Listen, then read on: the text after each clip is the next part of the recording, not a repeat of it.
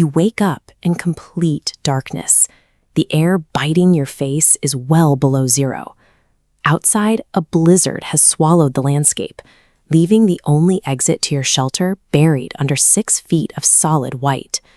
There are no grocery stores and no central heating.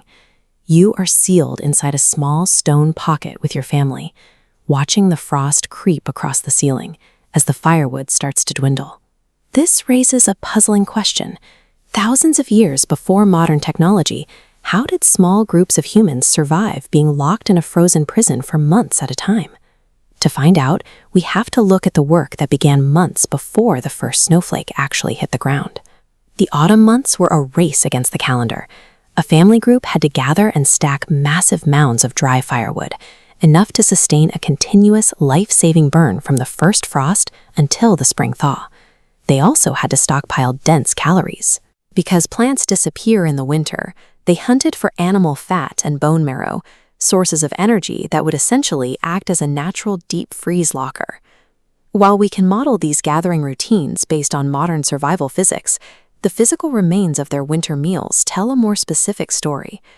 These animal bones weren't just left behind, they were deliberately shattered into fragments. Every piece was cracked open with stone tools to reach the fatty marrow inside, leaving a trail of high-calorie debris that confirms how they fueled their bodies through the freeze. Surviving wasn't a matter of luck.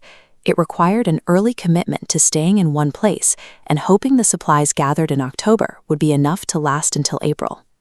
Once trapped inside, the central hearth became the literal anchor of existence.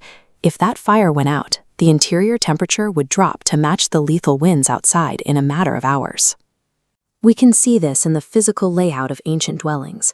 The stone hearth is the focus of the room, with sleeping areas and workstations built in a tight circle around the heat source. But staying warm required more than just a fire. Early humans had to manufacture a way to trap that heat against their skin, creating airtight clothing from animal hides. These bone needles and awls were used to punch precise holes through tough leather. By stitching fur and hide together with sinew, they created insulated suits that allowed them to survive temperatures that would otherwise stop a human heart. The difference between life and death wasn't having a thick natural skin, but having the technical skill to stitch one together. Eventually, even the best planned caches run low. When the stored marrow and fat are gone, the hunters are forced out of the shelter and into a lethal landscape. Moving across this exposed topography was a high-stakes gamble. A single misstep on a frozen river, or a fall through hidden ice, could lead to hypothermia in minutes. And they certainly weren't alone out here. They were competing for the same scarce calories as the gray wolf, another predator patrolling the snowdrifts for any sign of movement. To survive the energy cost of the hunt, they couldn't just find any food. They needed high-fat prey.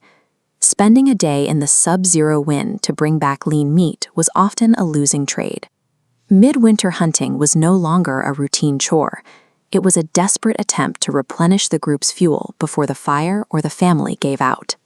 Inside the cave, a different threat emerged. Staying confined in a dark, cramped space for months creates a psychological strain that can fracture a small group. To keep the mind from unraveling, humans relied on complex storytelling, music, and games. Maintaining group morale was a biological necessity.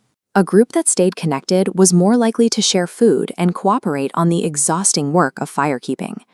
We can see the results of that indoor life in the cave paintings left behind.